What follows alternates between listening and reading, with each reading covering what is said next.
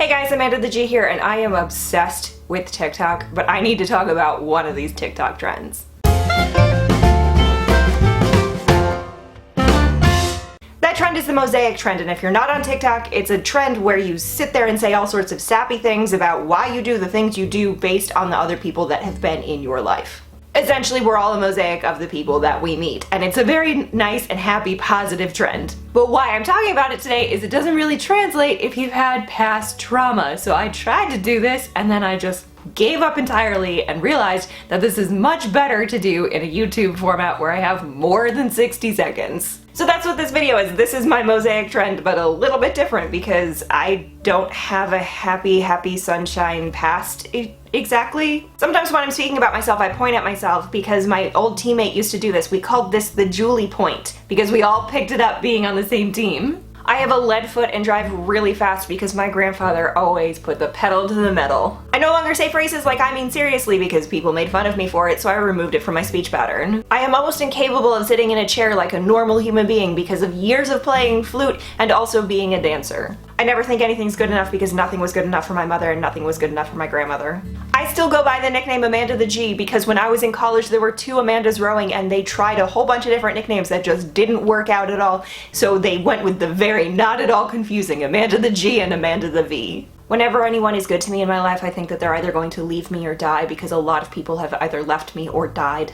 I love the St. Louis Cardinals because my dad loved the St. Louis Cardinals. The only professional baseball games that I have ever been to have been Cards games, and I used to go there like once a summer when I went to go visit my dad. We would always go to a Cards game. I grew up decked head to toe in Cards gear, rooting for, I'm gonna age myself here, Ozzie Smith, and I have eternally loved the Cardinals, and I will always love the Cardinals. Go Cards! I blow bubbles with my own spit, which I won't do on camera because apparently that's disgusting, because one of my teammates used to do it and we got really bored on long bus rides and we all learned how. Or at least we tried to learn how, and I actually did learn how to do it, and I cannot stop doing it when I'm bored. I look at myself in the mirror every single day and think that I'm fat and criticize my stomach and the way that it looks because that is what my mother did every single morning of my entire life. I am terrified of the dentist, and to this day I do not go because of Dr. Akil, who exposed my nerve when I was 5 years old without any Novocaine, drilling on a baby tooth, and called me a wussy crybaby. I listen to Tom Waits music because when my brother first started driving, he used to drive me around, and his best friend's father burned him a copy of Small Change.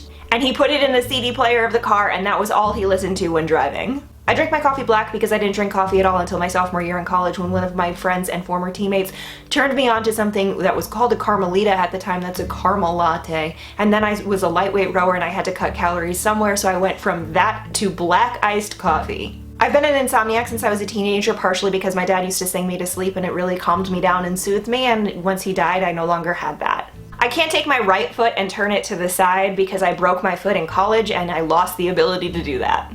I understand a little bit of Spanish, and I also listen to Juanes music purely because in the van going to and from practice when I was in the women's van, we listened to Juanes and we spoke Spanish, or some people spoke Spanish because people were either taking it or fluent in it. That van is also the reason why I listen to a lot of Nickel Creek. I no longer do a self-soothing gesture that I used to do growing up, which was rubbing my nose like this with my knuckles, because I was made fun of so much for it by people that I actually legitimately cared about, so I stopped doing it entirely. When I get really upset or frustrated, sometimes I come out with a Brooklyn accent because of my grandmother, and sometimes I come out with a Long Island accent because of my mother. I refuse to drink juice during a car ride because when I was a kid I drank juice that was probably rancid, and I remember vomiting quite extensively on that car trip.